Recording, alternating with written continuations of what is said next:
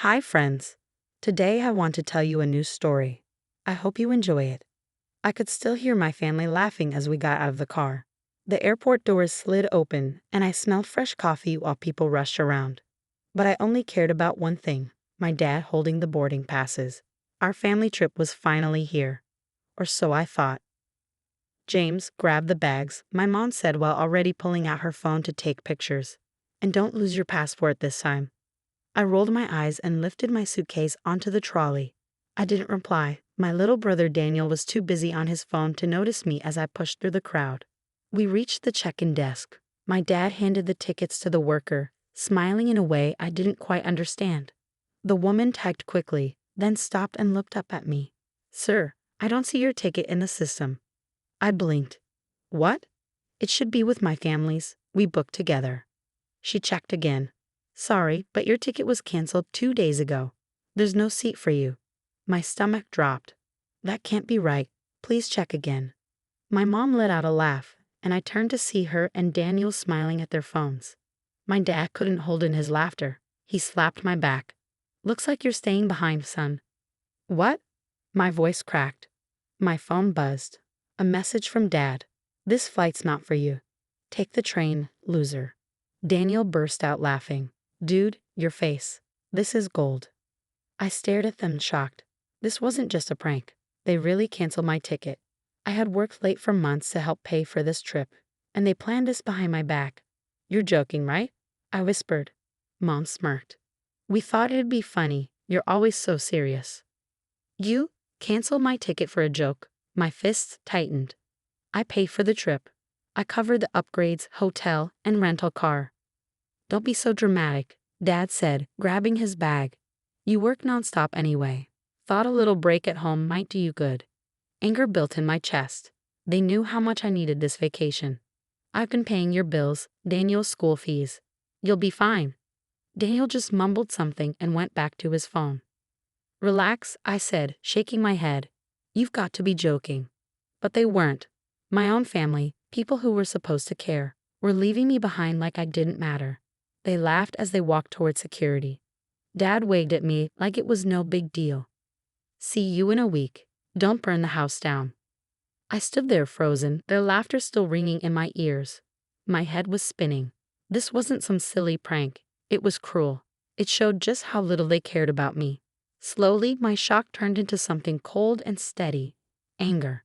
If they saw me as just a money machine, they were about to see what happens when the machine stops working. When I got back to my apartment, I shut the door and leaned against it. The pain from the airport still stung. I couldn't stop hearing their voices, laughing like I was nothing. After all I had done for them. They called it a joke, but I wasn't laughing. I grabbed my laptop and opened my banking app. The list of payments stared back at me. Daniel's tuition, Dad's golf fees, Mom's salon visits. Then there was the emergency fund, money they dipped into whenever they wanted. I stared at the screen. For years, I paid for everything without complaining. I worked hard so they could live in comfort. I made sure they never had to worry about bills. And this is how they thanked me. By leaving me behind like trash. I clenched my jaw. Enough was enough. First, I canceled Daniel's tuition payment. It was due soon. I hit cancel and felt a small wave of relief. Next was Dad's golf club membership. I pictured his face when he got the bill and realized the payment didn't go through. Canceled. Then Mom's salon payments. Gone. I locked the emergency fund and changed the password.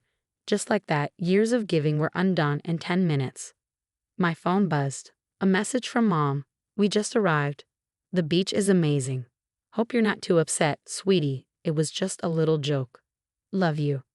I rolled my eyes. A joke? Leaving me behind wasn't funny. That wasn't a prank. That was betrayal. I turned off my phone and put it aside. Let them enjoy their trip. They had no idea what was coming. As I made dinner, a strange calm came over me. For once, I didn't feel like their wallet. I felt like someone taking back control of his life. They were about to learn a tough lesson, one they wouldn't forget. The first message came from Daniel. "Hey James, tuition's due. Can you send it?" Like nothing had happened, like they didn't ditch me at the airport for a vacation I paid for. I smiled. I could almost hear her fake sweet voice, like nothing had changed, like I was still their personal bank. I replied. Sorry, Mom. Taking a break from paying for things. Try a cheaper salon or ask Dad. Then came the call from Dad. He was yelling before I even said hello. James, what is this? My golf fee bounced. I got an email. It didn't go through. Are you seriously not paying this month? I leaned back and chuckled. Oh, you mean the golf membership? The one you teased me about never using? Yeah, I canceled it. Figured you could cover it or take a walk in the park instead. He paused, then snapped. This is ridiculous. You always cover this stuff. What kind of son turns his back on his family? I felt my anger rise. The kind of son who got left behind at the airport for a joke. He went quiet, then muttered. You're being dramatic. It was just a prank. Now stop this and send the money. No, I said, calm but firm. Maybe try budgeting, or cut back on those fancy trips. I hung up, and for the first time, I felt proud. They had taken my help for granted for years. They thought I'd always be there to pay. But now they were finally feeling what it's like when I say no. And I knew this was only the beginning. My brother called me 3 more times, each call more urgent than the last. My mom sent a long text about how families should support each other, completely forgetting how they had treated me. And as expected, my dad switched between being angry and trying to make me feel guilty. Neither worked. Then came the final straw. I got a message from my mom. James, we're coming home early. We need to talk. I couldn't help but smile. Let them come. This time, I was ready.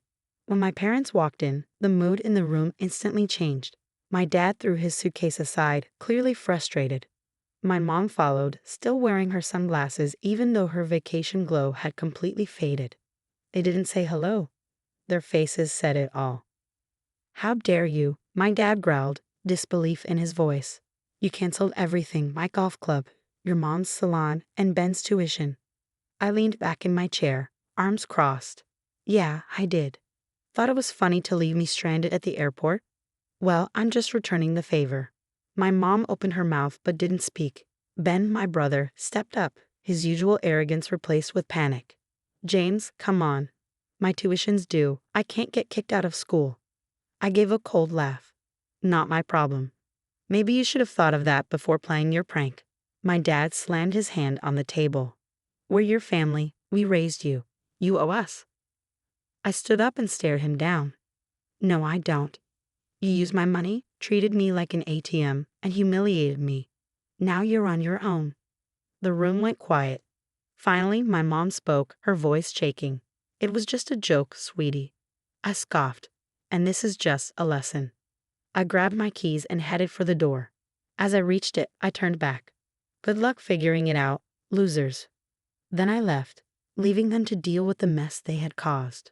Days passed, and the silence from my family was deafening. Then one night, my phone buzzed nonstop, missed calls, urgent messages. My parents' bank account was empty. Bills were piling up. Reality had hit. I ignored the first few calls. But then came a video call. I answered. My mom's face appeared, tear-streaked and exhausted. James, please, she whispered. We need your help. We didn't realize how much we relied on you. My dad stood behind her, looking defeated. Look, son, he said, forcing the words out. We made a mistake. But punishing us like this, it's too much. I leaned back and studied their desperation. Funny, I said. You didn't think leaving me behind was too much. But now that it's your turn, it's different. Ben's voice came from off-screen. James, I'll be kicked out of school. Please just help with my tuition. I exhaled slowly, letting the moment sink in. Then I gave them the answer they feared.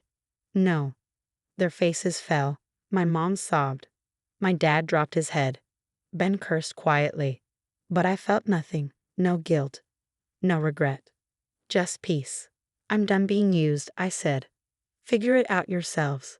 And with that, I ended the call, closing the door on their control over me. Friends, what do you think of this story? Leave your thoughts in the comments. Would you like to hear more stories like this? Don't forget to